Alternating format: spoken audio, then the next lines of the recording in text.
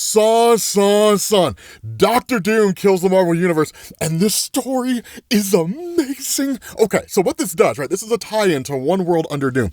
This story opens up with Doctor Doom kind of talking about everything that's happened so far, right? And he says, the Fantastic Four, the Avengers, the X-Men, S.H.I.E.L.D., potential menaces to my reign, one and all, as both Sorcerer Supreme and as ruler of Earth. After my encounter with Dormammu, I have decided not to take such dangers lightly, to be better prepared should the need to deal with these adversaries arise. And that's where his Doombots chime in, right? We have begun to calculate the threat level each of these entities represent to you, my lord. And that's where out of nowhere, he's met by the appearance of Doom 2099.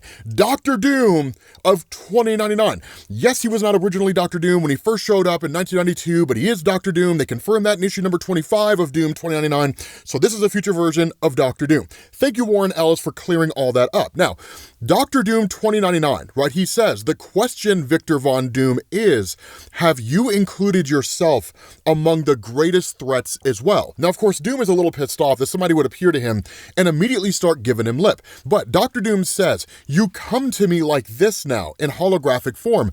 Why? Do you foolishly believe that being a version of me from another timeline actually grants you an audience with Emperor Doom? Because keep in mind, 2099 is Earth 928. It's an alternate future of the main Marvel universe. And so Doom 2099, he says, I now have an audience whether you have granted it or not, Emperor, and I can assure you it is with good reason.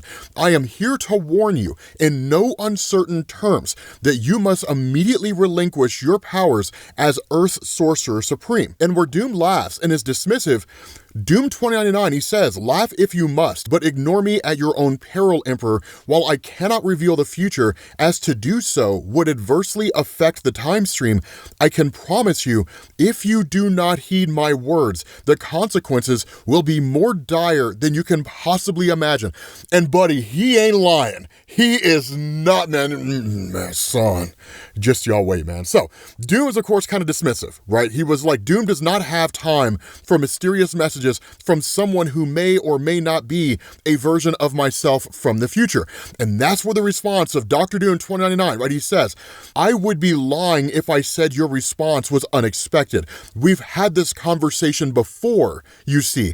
As for me sending holographic messages from your distant future, I don't think you understand. I'm already here, and I am not alone, because he's brought with him Bishop, Maestro Hulk, Cosmic Ghost Rider, Phoenix, Deathlock, and Old Man Logan. Dude, it is nuts. This team is a hoss. And here's the thing, man. It don't make a damn bit of difference, because at that moment, Dr. Doom 2099 is like, as we discussed, strike him while he's off guard. What does Dr. Doom say? Man, son, you better come strong, bro. He lets these guys have it, man. They never had a chance, because he's like, if you are truly me, then you would already know Doom is never off guard. Now, here's a cool thing, right? Jump away from this battle for a second, and this actually shows how long this has been going on for, because this is not the first time that Doom 2099 has tried this, right? And so an hour ago, right, you switch over to the year 2099, and Doom's talking to his Doombots, right? And they ask, is it true, Master? Is this your last attempt?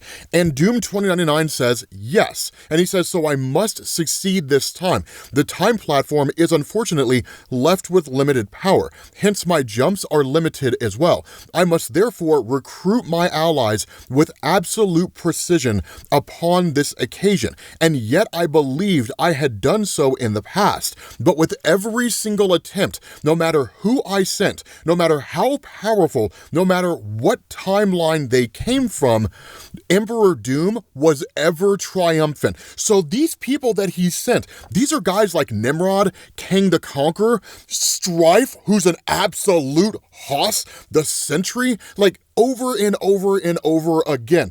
Doom has killed every single enemy that has been sent to him by Doom 2099. That's what we're dealing with, guys, right? So in these final moments, when Doom 2099 goes back into the past, one of the Doombots says, but he remembers none of it, as upon each occasion, you've picked earlier points in his timeline to confront him. And that's where Doom is just like, he'll remember this time. That I can promise you. And it's like platform activated, time travel to begin in 3, 2, 1. Now, one of the funny things about this is that one of his Doombots is like, then I wish you luck, Master. And he's like, luck is for lesser men, fool.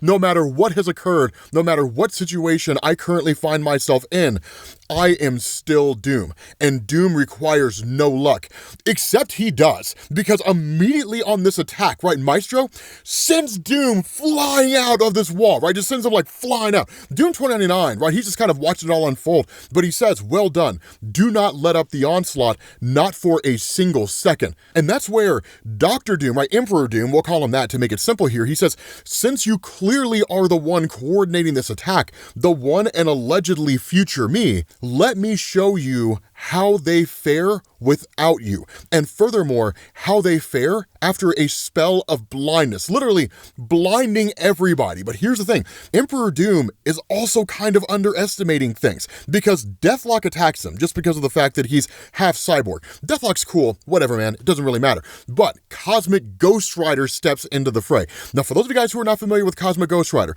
the long and short of it is that he is a version of Frank Castle who basically watched as Thanos showed up on Earth and killed everybody. And then he made a deal with Mephisto in order to have enough power to destroy Thanos. Mephisto's bargains always come with a trick, though. So ultimately, he became the Ghost Rider, but then he was stuck on Earth. He couldn't go anywhere. So Thanos starts killing all the cosmic entities across the universe. Galactus shows up wanting to consume Earth and then turns Ghost Rider into his new herald. And then they go on a warpath to try to kill Thanos. Cosmic Ghost Rider joins Thanos and then ultimately is kind of instrumental in helping him be defeated. But that all took place in Donny Cates' Thanos wins storyline. So 30-second explanation on Cosmic Ghost Rider. This dude's OP, right? He's ridiculously powerful because he kind of builds on what DEATHLOK said, and he's like, and I'm still 2020, baby. The advantage of not having any eyes, I guess. And he says, what say we finish this quick, shall we? I got a lot of Cosmic Ghost Ridering stuff to go back home to, so without further ado, let's see if you're still Pizza Supreme after you get baked by my penance stare. And that's the crazy thing, right? The penance stare forces those individuals who are subjected to it to experience all the pain they've caused over the course of their life in one moment. But that's the thing.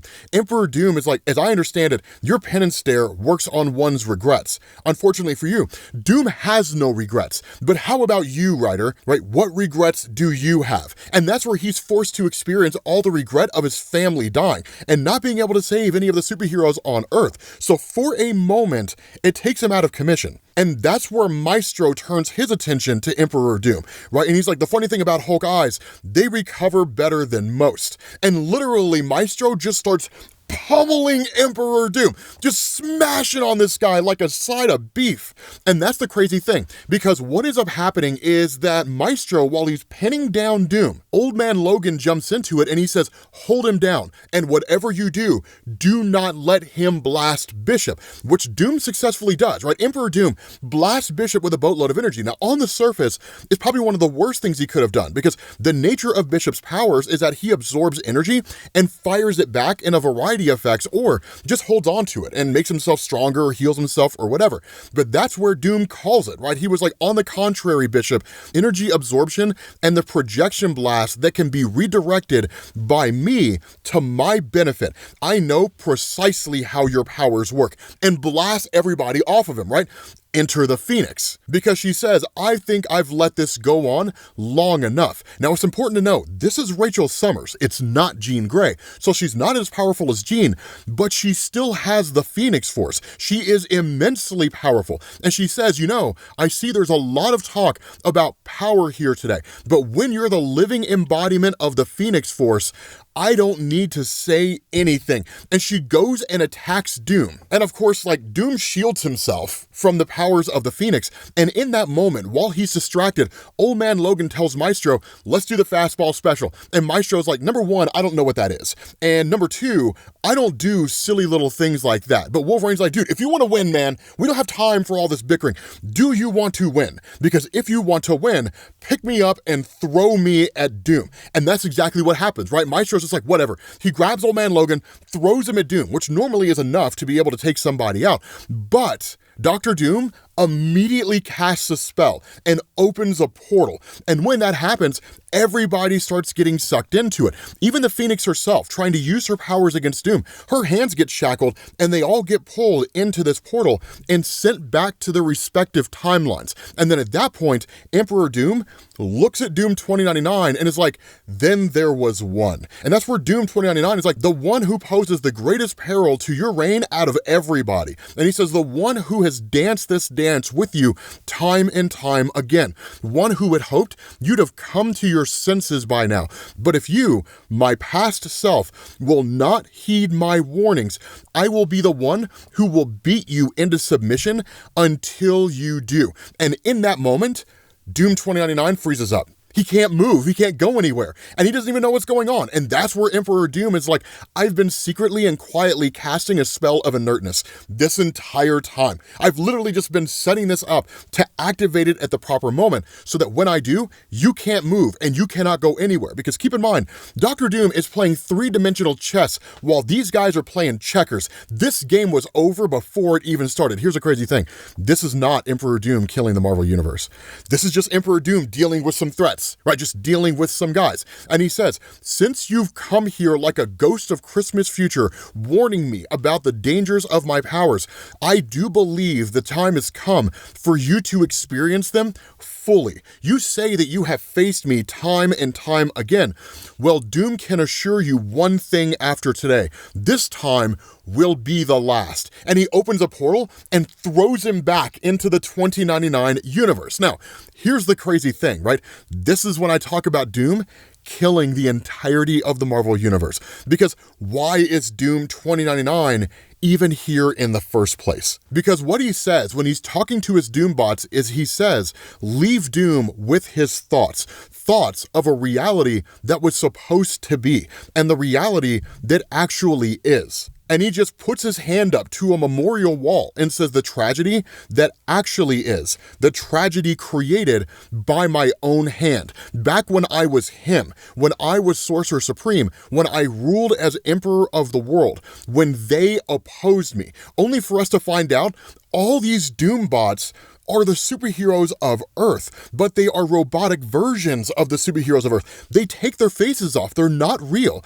And he says, and in my anger, I killed all of them, every last one of them, every hero and every villain, and not just the men, the women and the children too. But as much as I came to regret that decision, even I could not realize the true consequences of what I had done, that because of my actions, my intended life was forever altered that day. Now I am left here in a timeline that was never meant to be, with only my ability to hope remaining. Hope that somehow my past self loses his power as Sorcerer Supreme, so he will not make the same mistake that I made, that somehow my true timeline will be restored. Otherwise, I will remain here, Victor Von Doom, ruler of 2099, ruler of nothing, because the world has been completely obliterated. He is all that's left. With that being said, guys, we're going to bring this to an end. As best I can tell, this is a one-shot comic. There are no other tie-ins for the Doom 2099 series for One World Under Doom. But let me know what you guys think, man. This was amazing. But hopefully you guys enjoyed this video. If you did, drop a like. Thank you all for watching, and I will catch you all later. Peace.